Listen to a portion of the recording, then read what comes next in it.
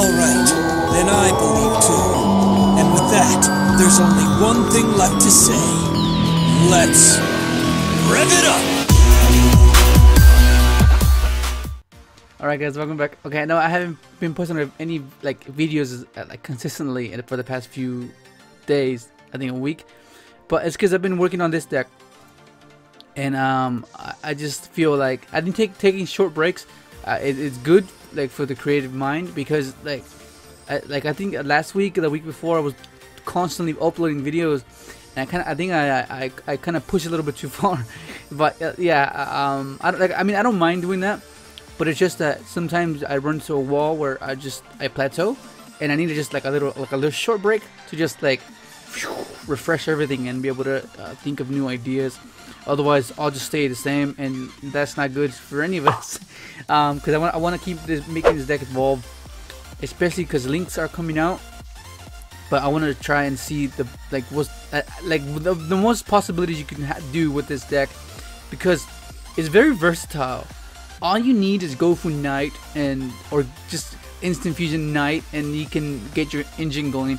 And to top it off, you already saw that I'm playing the heroes. I tried to fit Synchrons and the hero engine in here, but it was just way too tight.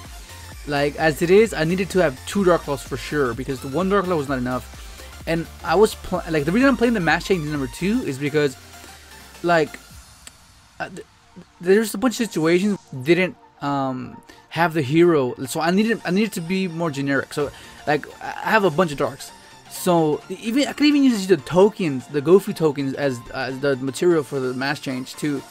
So I needed to have that because it was way too inconsistent, because I needed to have Mist, and then there's time where I didn't have Mist, and it was just not a good sight. Like I needed to have Mass Change too. Like as I was drawing, I would draw into the one the Mass Change, and I was, oh damn, there's no hero, and I kept drawing and it had no hero. So the only way would be if I kept the Mist on the field, and that was a bit restricting at times.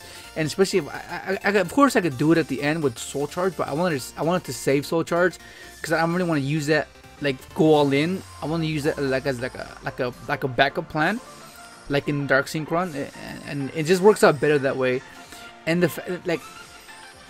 the next best thing to Quasar's Crystal Herald and Trish setup on their turn is with Cipher Crystal Dark Law and a Trish setup on their turn.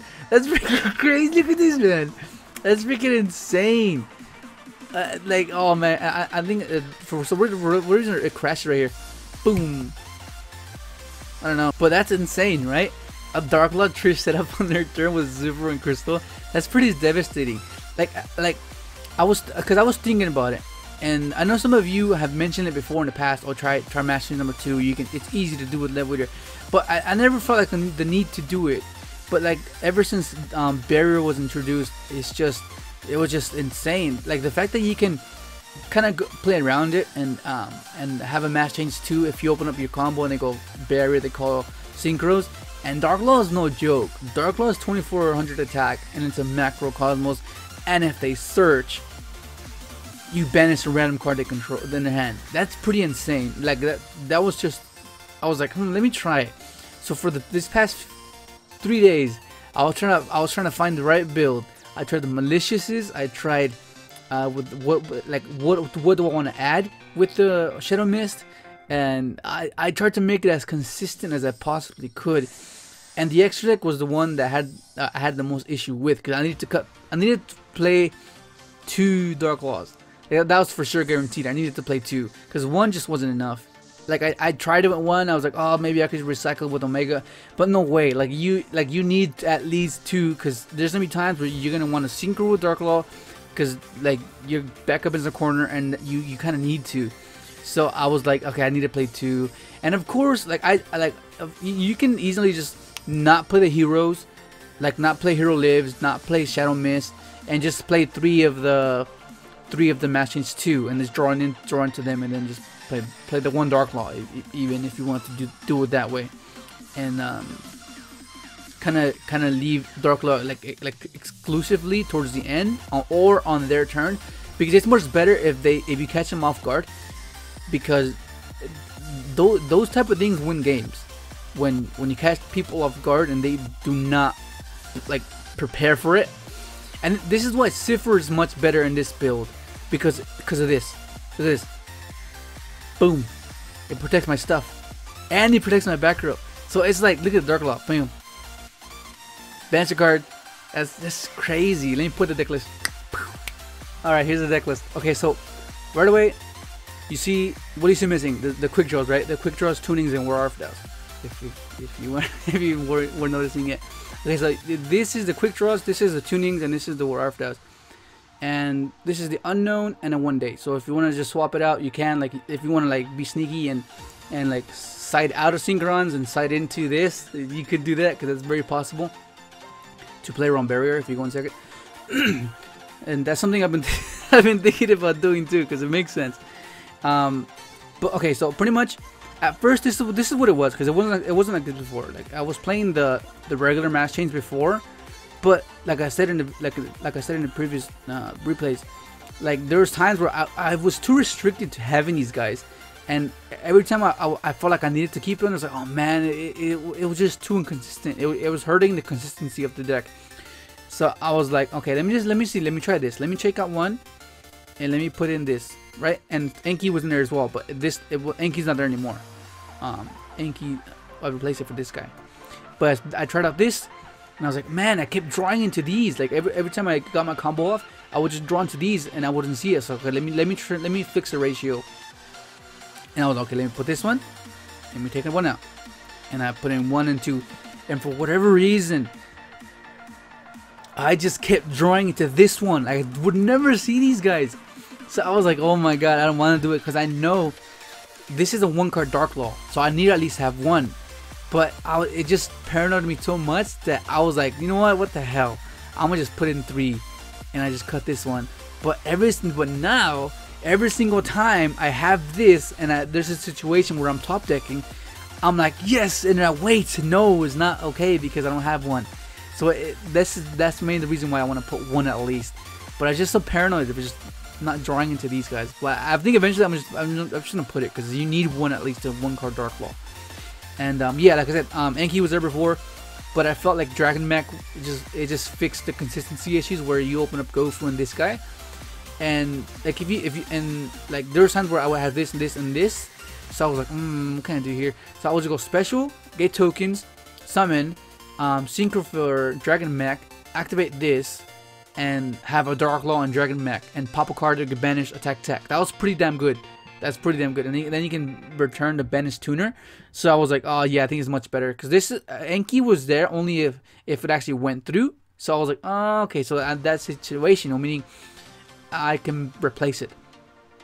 And of course I tried like the Resonator build, which was the most common out right now, but I felt like this was much better. Like in my opinion, I felt like this was much more consistent. Of course you don't see Ultimaya here, but I just felt like it's the same scenario. I'd rather make something and then just be restricted to have Ultimaya. But yeah, of course you can switch it out. Everyone has a preference. And then of course as you see already, and if some of you have noticed, I don't have a target to search off of Shadow Mist, and the reason why is because every time I would add something to search, it would break me more if I didn't search it. And then I was like, oh, okay, so I'll do it anyway. So it was like it's kind of a situation where you have one jet Synchron, where most of you don't like drawing it, so you play multiple, and I did not want to do that. So I was like, I'll just cut it. At first I was playing this guy, I was like, but it's too hefty to bring it out, like 3 materials and then I was like, huh, maybe this one, because it's an honest for Dark Law, so they can't run it over. So I was like, oh, that's pretty cool. It's like go for a game or something. But most of the time when I would draw it, I was like, this is useless. So I just ended up concluding that no, I think that all you need to do is make sure you either search this or just have it there as like a secondary option. Like okay, let's what I mean. Okay, you have, this is your first pressure, second pressure, third pressure. Meaning if you go first, if you open up 1, 2, 3, 4, that's already enough ways to play through your opponent's back row. and it'll help you deplete their resources. So I felt like adding bricks was just gonna slow me down. And some of you might ask and wonder why don't you play this in Dark Synchron? Because in this build you play 2 targets. There's 2 targets you can bring out, which is Armageddon Knight and Shadow Mist. So that gives you a Dark Law potential. And in Dark Synchron, like, it'll just add another normal summon that you don't really want to have, especially if you don't have a spell, so that'll make it even worse. So I was like, yeah, nah. I mean, you can, of course, and risk it, but I just felt like in this case, it was more beneficial in this build. And you see Acid, I was trying to be cute and freaking, okay, I'll just like see DCS and mass change and bite them. No, that just didn't work out. It was way too situational. But yeah, like Cypher's just more better here, because like you saw we can chain it and then save your stuff. It's just much more better that way. And that's pretty much it. That's freaking crazy, man. I hope you enjoyed the video. If you did, give a like. If you haven't subscribed yet, subscribe for more videos. I normally do these type of concepts of making this gimmicky decks more competitive. That's pretty much what I like to do. Like, of course, there's like more in higher ceiling builds I can do insane things, but competitively, that's my goal. I want to get these competitive because they're fun to use, and if you can be if they can be viable and take them to like a local tournament or like a regional or like an actual competitive tournament, it can do well. But that's pretty much gonna be it. Thanks for watching.